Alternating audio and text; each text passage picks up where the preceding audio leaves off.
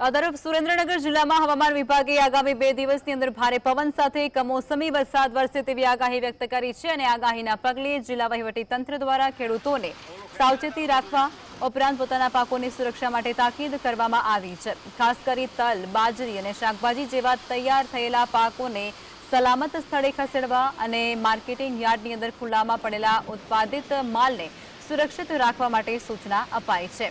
વહીવટીતંત્ર દ્વારા ખેડૂતોને પાકમાં દવા છાંટવા સહિતની કામગીરી હાલ પૂરતી ટાળવા પણ જણાવ્યું છે, જેથી વરસાદથી થતા નુકસાનને ઘટાડી શકાય। આ ઉપરાંત નાગરિકોને ભારે પવન અને વરસાદ દરમિયાન સલામત સ્થળે રહેવા અને જરૂરી સાવચેતી રાખવા માટે પણ અપીલ થઈ છે।